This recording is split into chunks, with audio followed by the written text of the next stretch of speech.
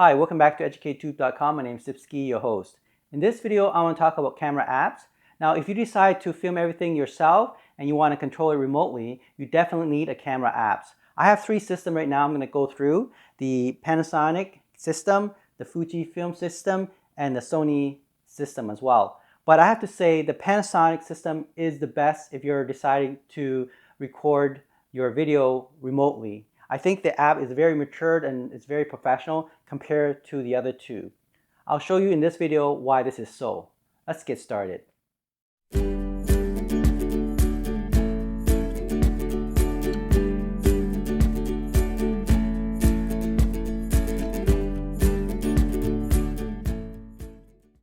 Alright, so you decided you want to record remotely using your phone and you want to be able to control your camera. Now, I have to say, the Panasonic GH4, the one I have here, and as well as GH5 and 6, and so on, they do have a very good app. So good that I think that if I decide to get a new camera, it will be probably the Panasonic S5 II or S5 IIX. Because the app is so good, I'm able to control it remotely using my smartphone, especially when I'm doing one-man filming like I'm doing right now. Now, I'm not saying that the Fujifilm and the Sony isn't that great. I think it's actually okay, but it's barely passing. And let me explain why. Okay, so here I have the Panasonic GH4 camera. As I turn it on, I assign the function F1 to control the Wi-Fi. So let's click on that. Let me just show you the screen here. Let's see. There we go. Let me switch over to HDMI. Okay, so you can see now, I had it already set up. I'm going to connect directly to my direct image app. So click on that. Now make sure you download the app already. I assume that you did. And now what you do is searching for it. So go to your app and then turn on the Wi-Fi. Okay, look for Panasonic Wi-Fi connection. Let's see if it's going to show up here. It takes a while. It takes almost like 30 seconds. And there we go. I can see the GH4. Let me show you right now what it looks like. Let me switch over. There we go. And you can see the Wi-Fi is showing GH4. So you click on that, okay, and connect. Okay. So then I'll go back to my app. There we go. It's now connected. And it's loading. There we go. And all I have to do is now click on the remote operation. And this is the Panasonic. Very, very useful because you can control pretty much everything from shutter speed to the aperture, right? And you can also control the ISO as well.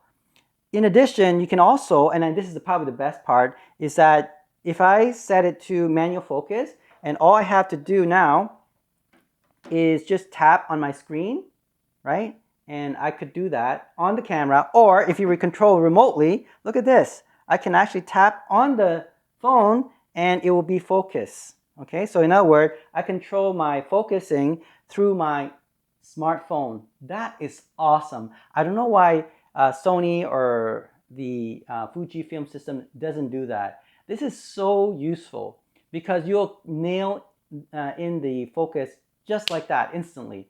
You don't have to rely always on the autofocus. Now, having a great autofocus like the Sony, that's great, but you're not going to guarantee always 100%, especially when you're moving around like this, you're going up and down, back and forth and like that. And you know, you just press your screen on your smartphone and you know that you're in focus. Okay, so let's say if I want to focus on that cup there, I just click on that and I'm able to focus. Look, let's see. There we go. And then you just press the area that you want to focus on and it will be focused. That's Panasonic, which I love. This is great. And of course, you control other things as well. You can even check whether the battery is full. You get to see, for example, this is filmed in 24 frames per second, is manual focus. It would tell you, what kind of color profile it is. So very rich in information. Pretty much what you see here on the app, you're going to see it on your Panasonic GH4. And in fact, I think this one you can record 4K or full HD. It doesn't really matter. Whereas the Fujifilm X-T3, the app doesn't allow me to record 4K. It's limited to 30 frames per second, and it's full HD. That's it. And I don't know why that's the case. It's kind of weird, right? You want to be able to control everything like you would control the camera, but using your app. But Fujifilm doesn't allow you to do that. Let me show you right now. Like I said, I really love Panasonic. I think the app is the best. But let me convince you that Fujifilm and Sony is kind of right? But it's doable. At least they have something. I'm not complaining in that sense, but if I had to buy a camera based on app, definitely the Panasonic. Okay, let's have a look at the Fujifilm. Let's switch over the wire, HDMI micro. There we go. Okay, I'm gonna put it on the Fujifilm this time. Let's see. This is the one now. Okay, now turn on the camera. Okay. Now, let me just, okay. So right now, I'm gonna turn on the Fujifilm Wi-Fi. Let's see, I don't remember where I signed this. No, not that one. Where did I sign it? I think it's on one of the button here, maybe the front button. Yes, it is the front button. Okay, so I signed the Wi-Fi button on the front of the Fujifilm X-T3. So there we go. Now I have to go to my Fujifilm app. There we go. As you can see here, I did turn the camera on. I might have to, let's see, look at my Wi-Fi and see if I can search for the... Now, another thing I'll notice about Fujifilm, it's even longer of waiting for the Wi-Fi to show up. As you can see here, the other one took less than 30 seconds. This one took at least 30 seconds. Okay, now I'm connected. Okay, let's connect. All right, and now the app is shown. Okay, all right. Now let me just see if I can find Fujifilm. There we go. It should be on. Oh. That's another thing. Fujifilm app is not as friendly as, and I thought I turned it on already.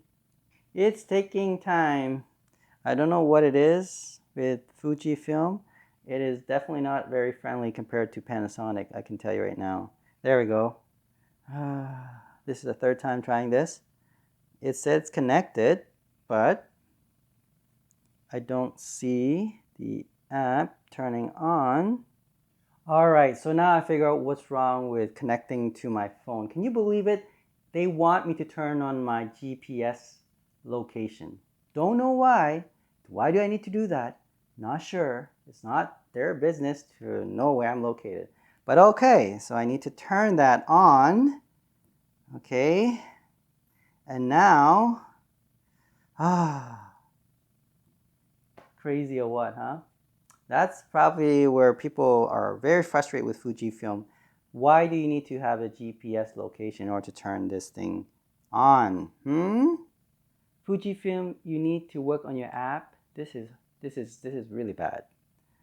Okay, unacceptable actually. To be honest, I was gonna say pass, but now I'm thinking, after 5 minutes later, yeah. Now, it's just getting there. We go. Okay. Okay. So step 1, turn on the Wi-Fi on Fujifilm. Step 2, turn on the app, and make sure that the Wi-Fi is connected to the Fujifilm, and make sure your GPS location is turned on, or otherwise it will not work. Okay, so now I can see there, kind of dark here, but now the only thing you can control is the shutter speed, and I believe, let's see if I can even control that. Yeah, I could, there we go. I can control also the aperture, and I can control this ISO as well. Let's make it, there we go, 6400. Oh, that's a bit bright there. That's 32, I think it's good enough. There we go. Okay, you can see it's working. But I'm not very impressed with Fujifilm app. In addition, I notice here, like I said, if you switch to video, it doesn't allow you to film in 4K, and it's only set to 30 frames per second. So, and also the codec format is not very good either. Okay, so I think it's MP4 or I can't remember actually what the format is, but it's not like the highest resolution that you can get from recording remotely. So I'm not sure, maybe they're trying to make this a camera, and you notice it's also very kind of stuttery as well. Okay, so many problems with this app. Yeah, can film in 4K. The signal, as you can see, it stutters. Not as good, definitely not as good as the Panasonic. You can't control everything on this app. I mean, you could control the color balance there, the color profile, the shutter speed, the aperture, and the ISO. But yeah, but you can't control whether you can record in 4K or not. So I would say barely passing for Fujifilm. I would not buy this camera for the app. I mean, it's for emergency. If you need to record yourself remotely and you're okay with full HD and not 4K, and you're okay with 30 frames per second, and if you decide you want to record like slow motion or 24 frames per second, forget it. All right, let's move on to Sony.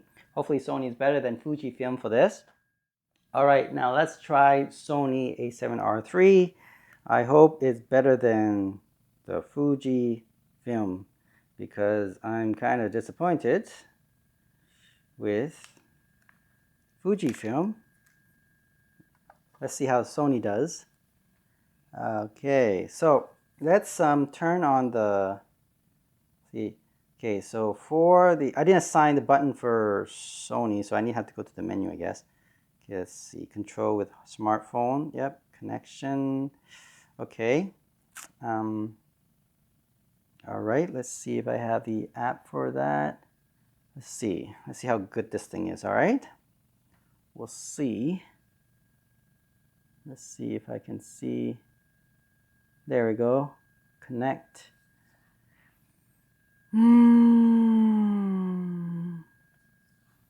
Okay, so I would have to say the Sony is a little bit better. Let's go. There we go. Okay.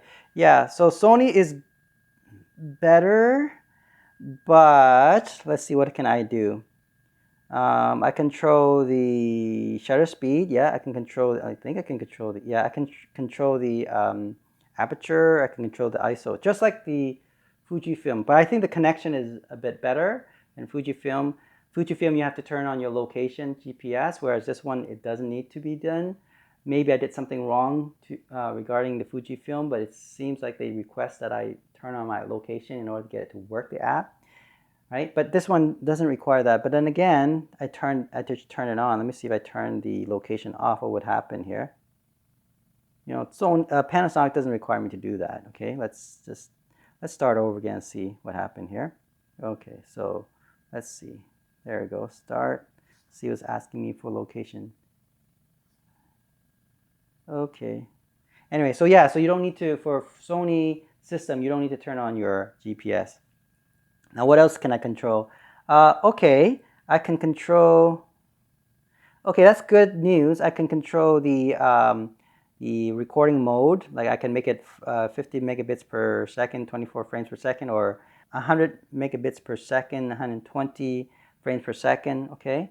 Now, can I change it to 4K? Let me see. Okay, so I could do that. I could do 4K. Okay, that's great. So at least Sony allows me to control the format, movie format, right? The codec. So I could change to XAVC and AVCHD and so on. Okay, so this is one step better than Fujifilm for sure. Now, the one thing I like about the Panasonic is that I can touch to focus. I cannot do that with, oh my goodness, no, you can't do that. Okay, let's see, what else can I do with this thing? Color balance, let's see. Yeah, I could control the color balance as well, which is okay. Okay, so that's like Fujifilm. But you know what I noticed it cannot do? It cannot do what Panasonic does, which is able to touch to focus. If I set it to manual, what would happen here? There we go. Could I? No, I cannot change the mode. Let me know if I did something wrong here, but it seems like I cannot do touch to focus on this app from Sony. Nope, you can't touch to focus, which is very important if you're doing one-man recording. So yeah, definitely have to hand it to Panasonic system. The app system is just amazing. Able to do everything you can do pretty much on your camera, on the app, and what's the best feature of it is touch to focus.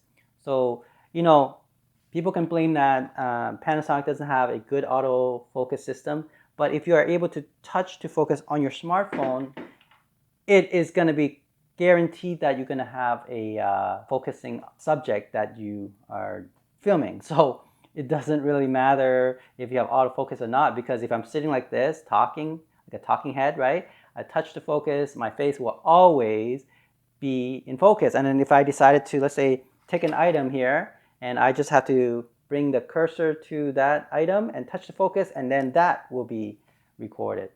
So definitely, I really like the Panasonic app, and this is why if I had to move my system in the future, I would definitely buy this Panasonic S5 2X, and it's going to be released in May. And the reason why I would do that is because I have Sigma FP, and I heard that the quality is very similar to that, great with low lights, and in addition, they now have different autofocus system. They have now the contrast and the face detection, so both of them. And their autofocus is at par with a Sony now. And it's a full frame, so the S5 2X. In addition, they have even more features than Sony in that you can record it to the SSD drive or the newer, like the NVMe drive, those tiny little hard drive, the solid state drive, which is amazing because you think about it, you can record a very big file, raw video file, and you are able to record that in a 1 terabyte or 2 terabyte. Even I think right now it's set to 2, but it could in the future maybe updated to 4 terabyte of data, which is amazing having that raw footage on that SSD drive. And then you can transfer that to your computer or even edit directly because it's so fast. So yeah, Panasonic is doing an amazing job with their app system, how they're interfaced with their computer system. I think that is the future. And yeah, it's too bad that Sony and Fujifilm is not catching up. I'm not sure about Nikon or Canon. I haven't explored those systems, but I have to say, when you talk about apps wise, the Sony and Fujifilm cannot compete with the Panasonic. They have the best app system, and now they're implementing things like USB storage, data transfer, so you can record your data like raw video footage directly into that hard drive. I think this is just a tip of the iceberg that Panasonic is doing, and I'm really glad that they're moving forward with that. Thanks for watching this video. If you enjoyed this video, do subscribe to this channel and give me a little heart of appreciation. I'll talk to you soon. Bye.